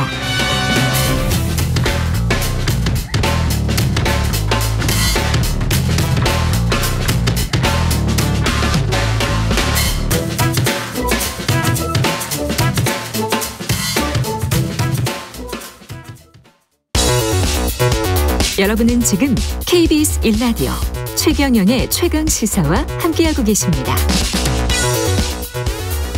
네, 정부가 파견한 후쿠시마 원전 오염수 시찰단이 어제 원전 현장 점검을 마쳤고요. 자세한 이야기 국민의힘 우리 바다 지키기 검증 TF 위원장 성일종 의원 전화로 연결돼 있습니다. 안녕하세요, 의원님. 예, 안녕하십니까. 예, 지금 현장 점검은 다 끝났는데 분위기는 어떤가요? 좀 알 수 있을까요? 보고서 같은 거가 언제 나올지도 모르겠네요. 좀 시간이 걸리겠지요. 사전 준비를 철저히 했다는 말씀을 드리고요. 아마 굉장히 많은 점검 사항과 또 자료를 요청을 해서 사전에 일본 정부하고 국장급 레벨에서 협의를 다 했습니다. 우리가 꼭 가야 될 곳을 선정을 했고 또 가서 회의를 하면서 그 이외에 더 볼 곳까지 아주 꼼꼼히 챙겨서 체크리스트대로 일정을 소화했다고 보시면 될 것 같습니다. 그래서 지금 민주당에서는 시료 채취나 명단이나 언론 검증이 없었다. 산모 깜깜이 시찰이다. 이렇게 이야기를 하던데 어떻게 보십니까? 야당이니까 그런 얘기할 수 있는 것이지요. 야당이니까. 시료 채취는 이미 검증을 우리가 참여하고 있습니다. IAEA와 11개 국가가 모여가지고 작년도 7월부터 킨스의 김홍석 박사를 대한민국 정부가 문재인 정부 때 21년도에 파견을 했잖아요. 그래서 거기에서 국제적으로 같이 검증을 하고 있는 거고 그 검증하고 있는 것을 대한민국 정부 또 시찰단이 가가지고 다시 한번 체크하고 체크리스트를 만들어서 체크하고 토론하고 보고 검증하고 그러고 다시 들어와서 피드백을 하게 될 겁니다. 근데 그 명단은 공개를 안 하는 게 시찰 단원의 명단은 그래도 공개를 해야 되지 않을까요? 그분들이 다 전문가들인데. 지금 과학을 믿지 않고 무조건 정치 논리로 내 편을 갈라져 있는 게 굉장히 많잖아요. 이 명단이 공개가 됐었을 때에 얼마나 심적 부담이고 또 많은 문자 폭탄이 오고 가겠습니까? 그래서 저희가 명단 공개를 이 시찰에 집중하기 위해서 안 했던 것인데 이제 끝나고 돌아오면 아마 검토해서 공개하는 것도 저는 적절하다고 봅니다. 돌아오면 공개 검토하는 것도 적절하다. 이것들이 결론이 나고 그러면 아마 그렇게 궁금해한다고 그러면 저는 공개하는 것도 괜찮다고 생각을 하고 있습니다. 그리고 그 오염수란 단어를 오염처리수로 쓰는 게 맞다라고 의원님이 한번 이야기했었는데 원한희 사무처장은 정부에서는 오염수라고 불러왔고 용어 변경 검토는 없었다. 이게 지금 어떻게 보세요? 그때의 입장이랑 약간 달라지셨습니까? 어떻습니까? 지금 달라진 게 없습니다. 정확한 건 130만 톤이 지금 오염수가 나왔잖아요. 그중에서 알프스라고 하는 여과장치, 다핵종 처리하는 여과장치를 통과한 물이 3분의 1 정도 40만 톤이 있고요. 아직 알프스라고 하는 이 다핵종 처리 기기를 통과하지 않은 물이 90만 톤 정도가 있지요. 그래서 이 알프스는 대한민국 정부에서도 검증을 했고 IAEA에서도 검증을 했잖아요. 그래서 여기를 통과한 물은 정확하게 용어가 두 가지 물이 존재하는 거지요. 하나는 오염수가 있고 하나는 오염 처리수가 있고 이 오염 처리수를 K4 탱크에 다시 저장을 해가지고 마지막 농도 조절을 해서 삼중수소 농도 조절을 해서 내보내겠다는 거잖아요. 이 두 가지가 과학적으로 정확하게 두 물이 존재하는 겁니다. 처리 한수와 처리 안 한수. 이거를 구분을 정확하게 해야 되는데 이거를 하려고 이런 걸 하려고 지금 문재인 정부에서 킨스의 김홍석 박사를 보내고 또 대한민국 정부에서도 원안위에서도 이것을 점검했던 거 아닙니까? 네. 근데 그 전에 또 2020년에 민주당 강선우 대변인 페북에 보면 2020년에 국민의힘 비상대책위원이었던 의원님이 오염수가 노출되면 우리나라는 직접적 피해에 노출될 수밖에 없다. 절대 우리 동해 바다를 더럽힐 수 없다. 이런 발언을 했다라는 거예요. 그래서 그때는 야당이었기 때문에 이런 말을 한 것 아니냐. 또 이렇게 이제 뭐 이야기를 하는 것 같은데요. 이게 공당의 대변인이면 선우를 다 파악을 해야 돼요. 그 발언을 한 게 정확하게 맞고요. 문재인 정부가 한일 관계가 나빴어요. 최악이었어요. 그런데 일본은 이걸 방류하겠다. 스가 총리까지 나서서 얘기를 하고 있는데 대한민국 정부는 이게 이 오염수를 그대로 방류하게 됐을 경우 우리가 입게 되는 피해에 대해서 어떠한 조치도 안 하고 있었습니다. 그래서 2020년도에 제가 10월에 이 이야기를 했고 그 이후 한 1년 정도 지난 다음에 21년에서야 원자력 안전연구원에 킨스라고 그러죠. 여기에 김홍석 박사를 이제 파견하게 됩니다. 그리고 21년도 또 4월 달에는 정용 외교부 장관이 IAEA 규정에 따라서 이 물을 방류하게 되면 막을 방법이 없다 이렇게 얘기를 했고요. 그래서 저희가 야당이니까 문제 제기를 했고 그로부터 문재인 정부가 움직이기 시작을 해서 국제원자력기구와 함께 협업을 하면서 여기에 참여해가지고 검증을 함께 시작하는 게 약 한 10개월 이후에 이런 이제 프로세스가 작동이 되는 것이죠. 그전에는 문재인 정부가 어떤 조치도 하질 않았었습니다. 우리 시찰단이 보고서를 작성을 할 때 IAEA 보고서는 최종 보고서는 뭐 한 여름쯤에나 나올까요? 언제 나올지는 모르겠습니다만은 그 전에 나올 거니까 우리가 어떤 확정적으로 뭐 이런 식으로 처리하는 게 맞다, 방류할 수 있다, 없다 이렇게 보고서가 나올까요? 아니면 어떻게 보십니까? IAEA의 결과를 기다려야 한다, 뭐 이런 식으로 나올까요? 어떻게 생각하세요? IAEA 혼자 하는 게 아니거든요. 이 원자력 기구가 전 세계 핵 문제는 여기서 다루고 있지 않습니까? 북한 핵 문제도 여기 다뤘고 그래서 11개 국가가 중국 포함해서 11개 국가의 대표들이 과학자들이 모여서 함께 하는 것이고요. 이미 4번에 걸쳐서 결과를 중간 보고서를 다 냈습니다. 그리고 이게 이제 결과가 최종 보고서는 나오겠지요.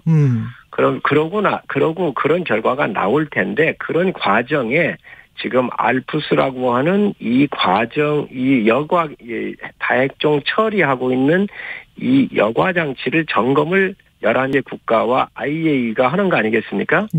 그래서 이러한 결과물에 대한 것들을 이제 최종적으로 나오게 될 텐데, 이제 그런 것들이 바로 이제 그 인증 기준이 되거나 방류 기준 뭐 이런 것들을 아마 거기서 발표하게 될 겁니다. 그러면 우리 시찰단이 가 있는 동안에 일본에 우리로 치면 농수산부 장관이 뭐 수입 재개에 관해서 이야기를 했잖아요.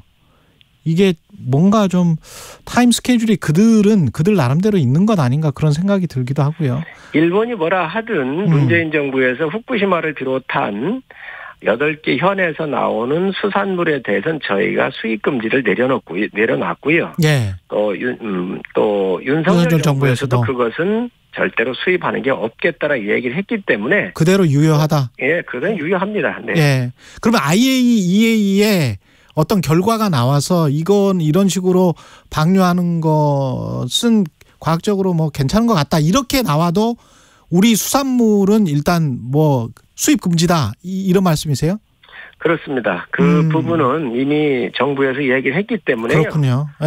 그 부분은 아직 이제 유효하다고 보시면 될 것 같습니다. IAEA의 조사 결과서가 나와도 마지막으로 불안해하는 국민들에게 한 말씀 해주십시오. 괴담 정치가 과학을 이긴 사례가 2번이 있어요. 광우병이 있었고요. 미국산 쇠고기 먹고 광우병 걸린 적이 있나요? 지금 민주당에서 광우병 그러한 거를 했기 때문에 30개월 미만 소가 들어와서 안전하다고 또 궤변을 내놓고 있는데 30개월 이상 그럼 소 먹은 미국 사람이나 다른 세계 사람들은 광우병 걸린 적이 있습니까? 20초 나왔습니다. 이거 민주당이 사과해야 합니다. 사드에서 성주 참외 먹어가지고 문제된 사람이 있었나요? 정말 과학을 가지고 정치가 이기려 해서는 안 된다. 합리적인 판단할 수 있도록 야당이 입장을 정리했으면 좋겠습니다. 국민의힘 송일정 의원이었습니다. 고맙습니다, 의원님. 네, 감사합니다. 잠시 후 8시 반부터 일부 지역국에서는 해당 지역 방송을 보내드립니다. KBS 기자 홍사원입니다. 홍사원의 경제쇼 인기가 심상치 않습니다. 뭔 경제 프로가 예능보다 더 재밌냐? 뭐 귀에 쏙쏙 들어온다. 제 의견이 아니고 여러분들이 해주신 평가입니다. 한번 들으면 빠져나올 수 없는 치명적 매력. 오후 4시 5분 홍사원의 경제쇼. 제가 진행을 아주 잘합니다. 진행은 서툴지만 내용은 알찹니다. 진실의 편에서, 정의의 편에서, 약자의 편에서 뉴스를 전합니다. 주진우 라이브와 함께 더 많이, 더 오래 웃었으면 좋겠습니다. 매일 오후 5시 5분 KBS 1라디오 주진우 라이브. 지금 시각은 8시 30분입니다. KBS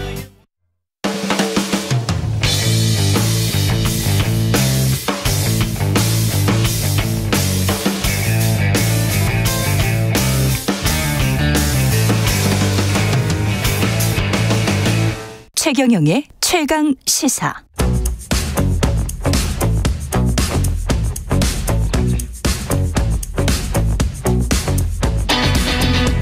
심리로 들여다보는 세상 이야기. 뉴스는 십니다.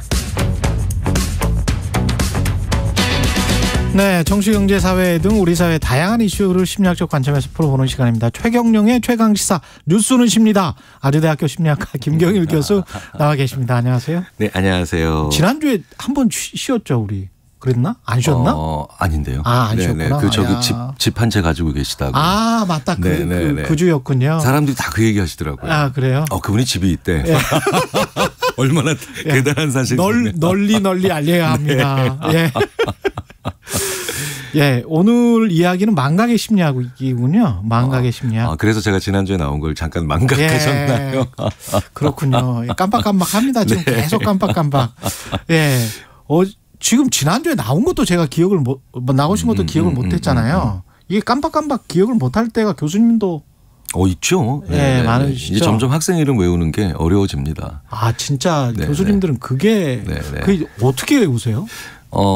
그러니까 자꾸 물어봐요. 미안하다고 내가. 근데 깜빡깜빡 한다기보다는 비슷한 이름이 많잖아요. 그래서 그쵸. 간섭 현상이라고 하는데 그래서 제가 살짝 그 기억의 정확도 얼마나 기억 잘하시는지 이제 오늘 이제 코너 끝날 때쯤 살짝 보게 자 떠올리면서 한번 해보세요. 살짝 한 20초만 들어보시면 됩니다. 제가 불러드리는 단어를 한번 이제 상상해 보세요. 그래야 더 기억이 잘 나거든요.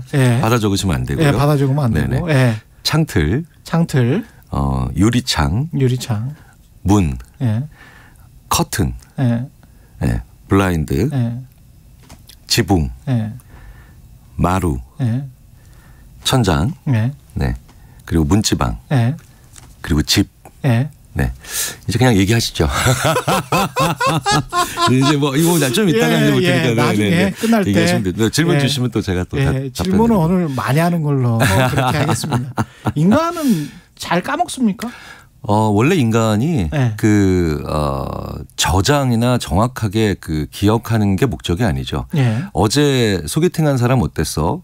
사실은 컴퓨터 같으면 이렇게 얘기해야 되잖아요. 모발은 36만 5천 개고 키는 174.6cm고 눈과 눈 사이가 4.4cm 떨어져 있다. 이런 거 원하는 게 아니잖아요. 그렇죠. 괜찮았어 안 괜찮았어 그걸 기억하는 거잖아요. 그러니까 이제 저희가 이렇게 얘기합니다. 컴퓨터의 기억과 인간의 기억은 목적이 다르다. 그러니까 인간의 기억은 이해하는 거다. 그걸 그렇군요. 내가 느끼는 거죠. 그걸 담고 우리는 기억이라고 부르는 거라서 일단 저장이 안 되는 것들의 상당수는 굉장히 많습니다. 그렇군요. 네네.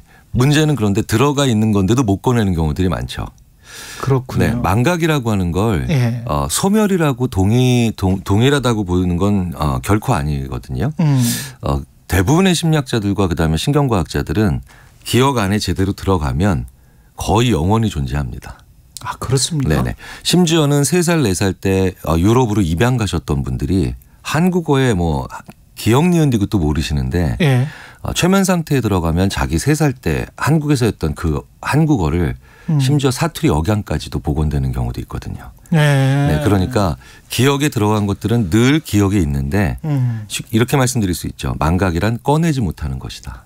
망각이란 꺼내지 못하는 것이다. 네. 아, 듣다가 그런 생각이 갑자기 드네요. 그러니까 우리가 기억하고 있는 거는 이미지나 느낌이라면 그 이미지나 느낌이 얼마나 틀릴 수 있나, 다를 수 있나, 진짜 진실하고 한 10년이나 20년 지나면 엄청 다를 것 같은데 그런 잘못된 기억 때문에 뭔가 판단을 잘못하는 경우도 굉장히 많겠다, 그런 생각도 드네요. 그럼요. 왜냐하면 나한테 중요한 거, 그다음에 내가 살아왔을 때 이게 굉장히 현저할 것이다라고 생각하는 것들을 주로 기억을 하기 때문에 그래서 같은 사건 현장을 목격했는데 굉장히 큰 차이가 어디서 많이 나오냐면 어른의 기억과 아이의 기억이 차이가 많이 나죠. 그렇습니까? 어른은 이게 중요할 거야 라고 생각하는데 아이는 오히려 그런 거에 대한 가정이 좀 적죠. 자기가 중요한 것을 기억하는 거군요. 근데 어른들이 중요하다라고 자기가 지레 생각하는 것도 많잖아요. 그래서 이제 수사를 할 때도 저희들이 이제 조언을 드릴 때 연령대가 좀 많이 다른 배경이 좀 많이 다른 분들의 기억을 종합하시는 게 똑같이 5명이 목격을 했어도 비슷한 연령대에 비슷한 사람들이 목격하면 비슷한 가정을 하거든요. 그러니까 중요한 게 비슷해요. 그러니까 기억이 굉장히 좁아진 상태로 기억돼 있죠. 그래서 의외로 아이들의 기억이 더 정확한 경우도 상당히 많습니다. 그렇군요. 이게 망각이라는 게 생각을 해보니까 또 과거에 고문 나가셨던 분들 있잖아요. 최성호 PD 작품에 나오는데 갑자기 수십 년 동안 기억을 못 하다가 그분이 카메라가 돌고 있는 상황에서 최성호 PD는 화장실에 갔었는데 그냥 혼자서 말을 해버린 거예요. 그때 당시에 대공분실의 상황을.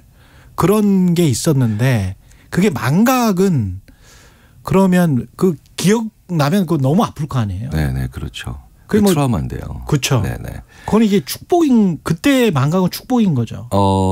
우리가 망각하지 않는다라고 하는 것이 사실 기억력이 좋아서 시험에 유리할 수는 있겠지만 그런데 우리가 모든 것들, 아픈 것들, 어려운 것들, 힘들었던 것들을 매번 계속해서 기억에서 꺼낸다면 혼란이 오죠.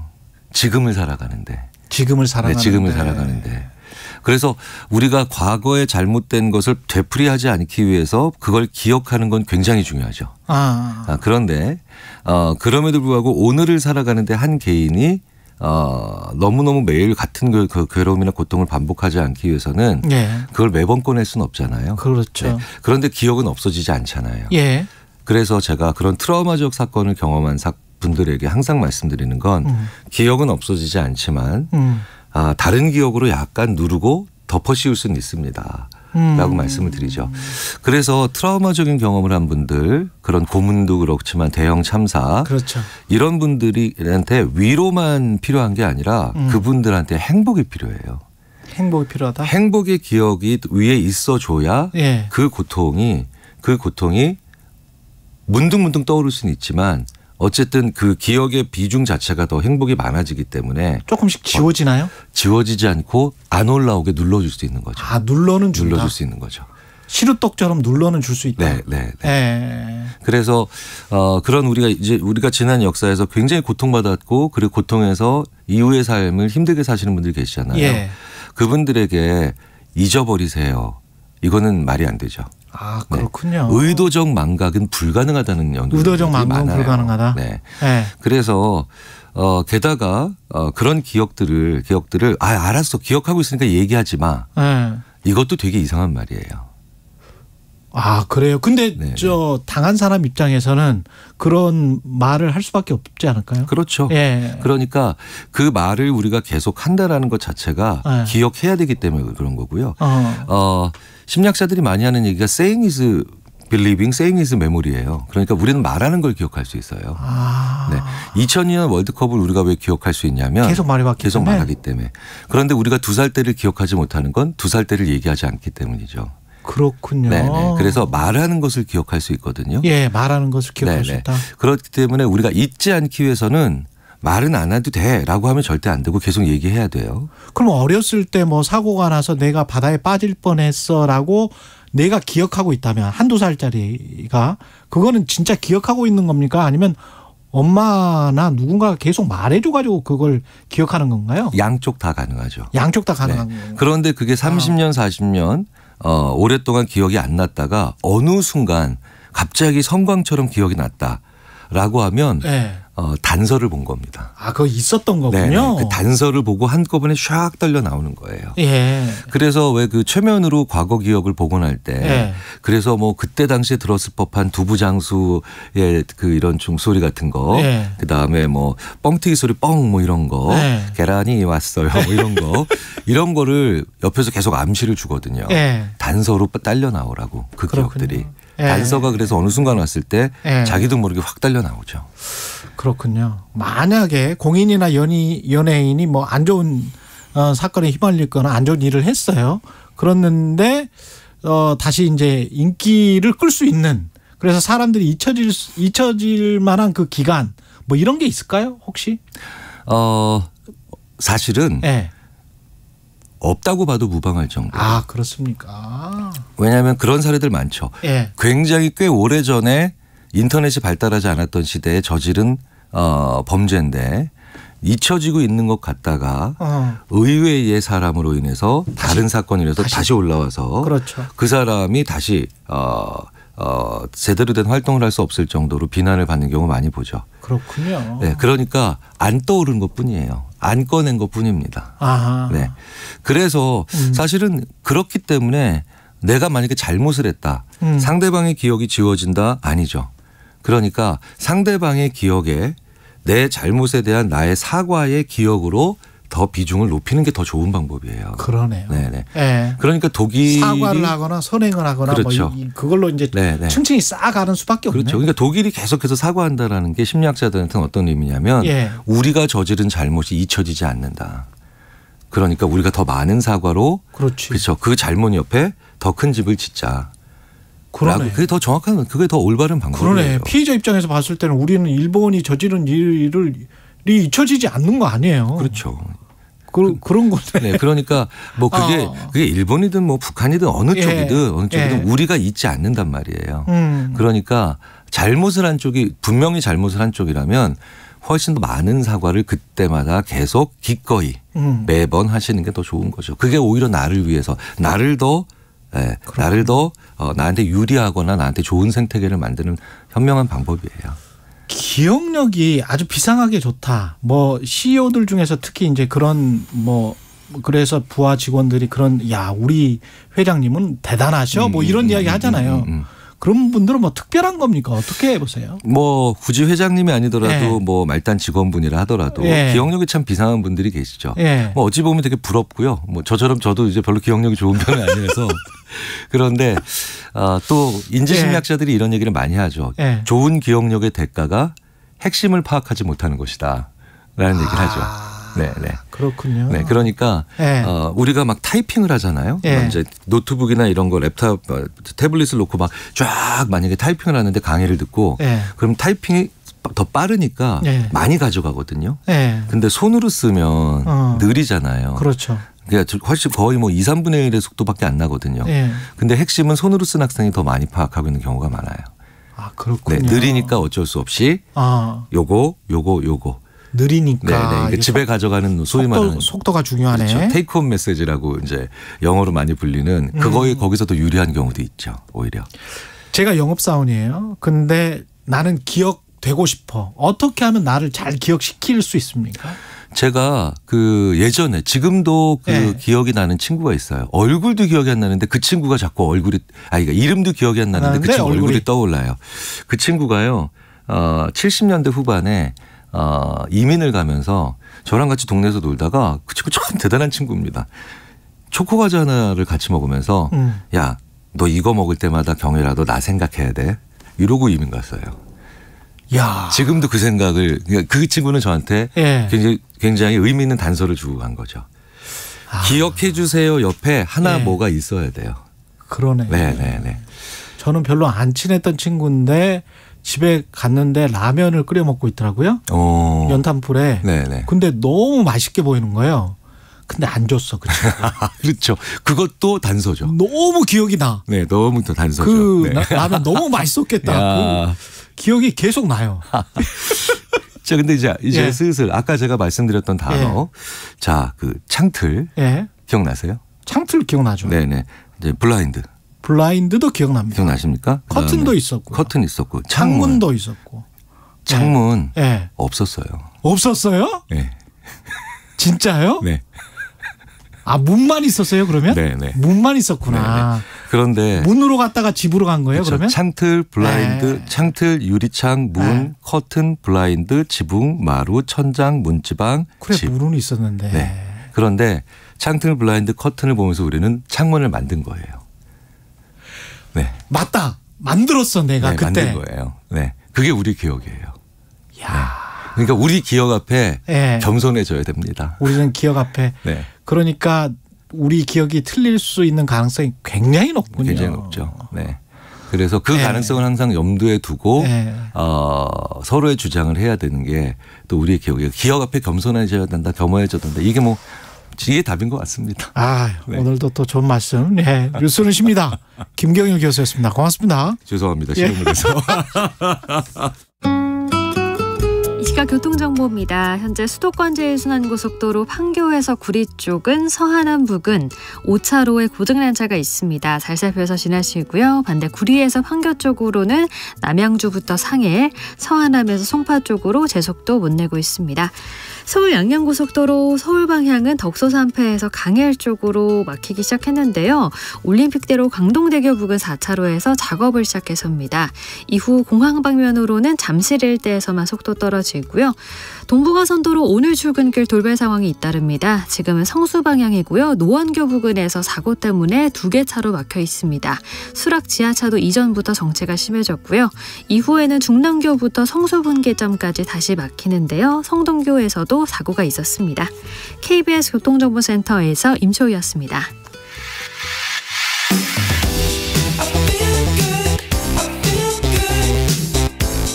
세상에 이익이 되는 방송 최경영의 최강시사.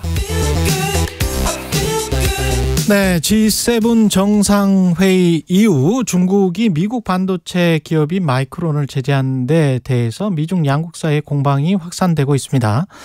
최근 한중 관계 경색으로 제2한한령 우려도 나오고 있고요. 중국 경제 전문가 베이징에 거주하고 있는 이철 작가 전화로 연결돼 있습니다. 안녕하세요. 안녕하세요. 예. 지금 한국 연예인이 중국 예능 프로그램 출연 돌연 취소됐다 그런 소식도 있었고 무슨 네이버 접속이 잘 안 된다 그런 이야기도 있었는데 뭐가 지금 진행되고 있는 겁니까? 어떻게 보세요? 예, 그런 것 같지는 않고요. 예. 예전 한한령 이후에 아무것도 달라진 것이 없었고요. 아마 우리 한국 쪽의 기대가 좀 있었다가 그렇지 않은 결과가 나오니까 이런 말들이 나오는 것 같습니다. 그렇군요. 그러니까 한한령 이후에 계속 중국은 한한령이었다? 네, 그렇습니다. 그러면 근데 특별히 제가 요즘 뭐 명동 거리나 이런 데 보면 중국인들이 좀 있는 것 같은데요. 그래도 관광객들이?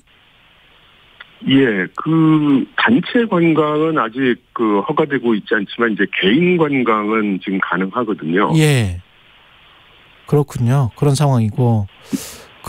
그러면 사드 사태 직후 2016년 말과 비교하면 지금은 뭐 그냥 과거와 똑같다? 이렇게 해석을 해야 될까요? 어떻게 봅니까? 어떻게 보세요?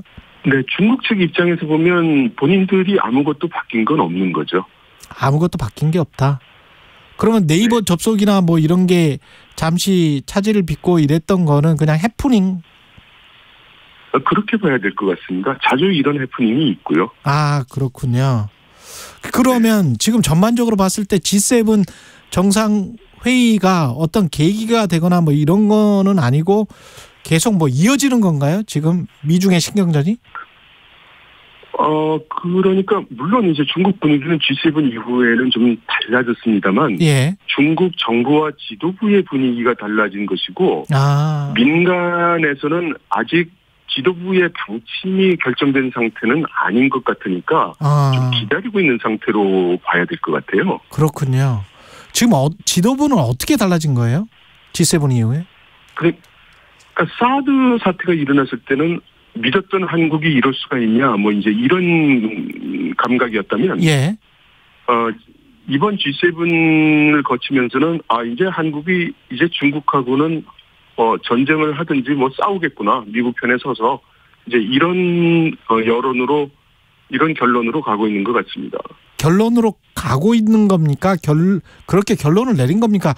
더 이상 대만에 관해서 적극적으로 발언을 하지 않으면 뭐 좀 어떤 선을 지키면 괜찮은 거 아니에요? 그러니까 지금 상황은 이 계약서에 사인은 안 했고 그런데 계약 조건은 이미 이렇게 저렇게 다 서로 만든 것 같고 이런 상태인 것 같습니다. 미국의 산업부 장관인가요? 중국이랑 만나는 것 같은데 그렇죠? 네네. 한국이랑은 그런 장관급 회담이랄지 뭐 이런 것들이 뭐 있을 것 같다 뭐 이런 것도 없습니까? 중국 현지 분위기는 어떤가요? 현재 중국 쪽에서는 한국을 이제 소통의 대상으로 잘 생각하지 않는 것 같습니다. 소통의 대상으로 생각하지 않는다. 그러니까 이제 중요한 거는 미국이고 일본이 보조적인 역할을 하는데 한국은 어차피 미국, 일본의 뜻에 따라갈 거니까. 따라가니까. 그러니까 미국하고 딜하는 게 중요하고 일본하고 조율은 하겠지만 그러고 나서 이제 다음 차례가 시간이 되면 한국 뭐 이 정도 감각이죠. 그렇군요. 근데 미국은 마이크론 테크놀로지 이거 이후에 그 전에 이제 예정돼 있긴 했습니다만은 산업부 장관들끼리 미중이 만난단 말이죠. 지금 아마 거의 만난 것 같은데 지금 시간 자체로 보면 그러면 이런 것들이 안에서 바이든 대통령도 뭐 해빙기 이야기를 했고 서로 간에 어떤 이익이 맞아떨어지는 부분들이 좀 있잖아요. 미국은 인플레이션을 어떻게든 줄여야 되고 중국은 계속 시간을 벌면서 계속 성장을 해야 되고 그래서 미중이 뭐 급속하게 신냉전으로 가기보다는 약간 방향을 선회할 가능성을 어떻게 보세요? 네, 그럴 가능성은 충분히 있습니다. 중국이 G7 이후에 바이든 대통령이 해빙 같은 이야기를 할 때 처음에는 매우 격렬하게 반발을 하다가 하루 지나고 이틀 지나면서 계속 톤다운이 일어나더니 어제 오늘 그 상무부 부장 우리 장관이죠. 회의를 한다는 걸 뒤늦게 공개를 했거든요. 그렇죠. 그러니까 이거는 중국이 만일의 경우 그 원하는 결과가 나오지 않을 것을 고려해서 알리고 있지 않다가 이미 이제 어느 정도 합의를 이루었기 때문에 상무부장이 미국 측하고 협상한다는 거를 공개한 걸로 보이죠. 그러니 단기적으로는 미중 간에 어느 정도의 절충이 이루어질 걸로 볼 수 있을 것 같습니다. 그 마이크론 테크놀로지 뭐 안보 문제 때문에 제재한다는 것도 미국 언론의 반응이나 이런 거를 제가 곰곰이 보면 격렬하지가 않아요. 격렬하게 중국을 성토하는 그런 분위기가 아니고 어느 정도 뭔가 내고가 있는 것 같은 그런 느낌이 계속 들거든요, 지금. 그러니까 마이크론, 특히 중국에 있는 마이크론 공장은 이미 경쟁력을 점점 상실해가는 과정이 있었고, 그래서 사실상 이제 중국 측에서도 여차하면 제재할 수 있는 대상으로 꼽아놓은 상태로 보여지고요. 그리고 중국에 대한 반도체 제재를 가장 미국 정부의 로비를 많이 한 게 또 마이크론이었고요. 그렇죠. 그러니까 양국 모두 어느 정도는 이미 예측할 수 있었던 그런 제재라고 볼 수 있을 것 같습니다. 그럼 이런 상황에서 우리가 삼성이나 SK 하이닉스가 마이크론이 수출이 안 되는 부분들 또는 현지에서 뭐 조달이 안 되는 부분들은 우리가 좀 조달을 해도 아무 상관없는 거 아닙니까? 중국 시장에 팔아도? 사실 우리나라야 그 공급을 안 할 이유가 없죠. 예.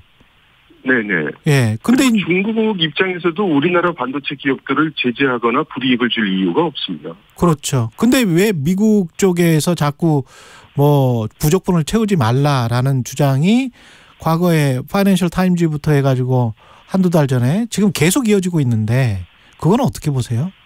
왜 그런 말을 계속 할까요? 그런 이야기는 사실 그 미국 의회 쪽에서 나오고 있는 거거든요. 맞아요. 예. 그런데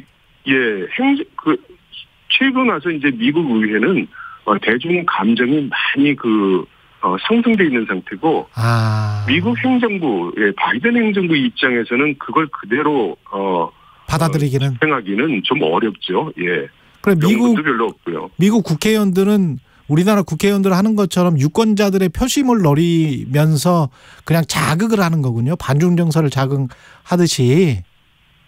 네, 그렇습니다. 한 3년 전만 해도 뭐 중국 때려서 별로 표를 얻을 게 없었는데 지금은 중국을 때리면 표가 많이 오니까요. 그렇죠. 예. 그러면 중국이 지금 마이크론 테크놀로지에서 멈출까요? 아니면은 다른 기업으로 확산할 가능성이 있다고 보십니까? 확산의 가능성은 배제할 수 없지만, 예.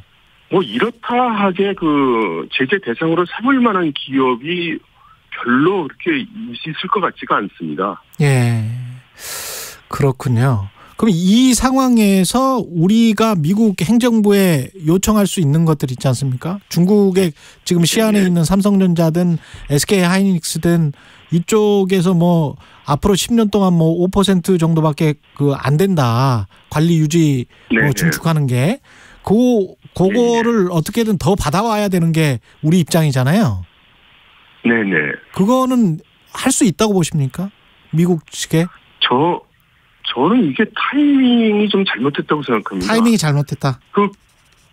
미국에서는 그런 조치를 하기 위해서 예를 들어서 이제 반도체 과학법 같은 법을 입법을 한단 말이죠. 예. 그러면 법으로 입법이 된 후에 예. 그걸 그렇게 하지 말아달라고 얘기를 하면 법을 지키지 말라는 말이 되는 거잖아요. 예. 그렇죠. 네, 그래서 입법 과정이 이미 공개적으로 사전에 충분한 시간을 가지고 출발을 했을 때, 예. 그때 그 내용을 파악하고 로비를 했어야 되는 것이지, 이미 그 의회에서 통과를 다 한 거를 가서 그거를 바꿔주세요라고 얘기하면 가능성이 적고, 반도체법이 이미 통과됐으니까, 본문이 아니고 그 부칙이라 하더라도 난이도가 굉장히 높죠. 그렇군요. 한 20초밖에 안 남았는데요. 권영세 장관도 이제는 이제 중국 쪽에 좀 치중을 해야 된다라고 이야기를 하는데 아직도 그래도 좀 우리가 조금 적극적으로 다가가면 가능성이 있다고 보십니까? 어떤 분위기 자체? 현재 그 한중 사이의 공감대가 매우 적고요. 서로의 인식 차이가 굉장히 커졌어요. 그래요? 그래서 아주 조심스럽게 접근해야 된다고 생각합니다. 그렇군요. 인식차가 아직 크다. 예, 지금까지 중국 베이징에서 이철 작가였습니다. 고맙습니다. 네, 감사합니다.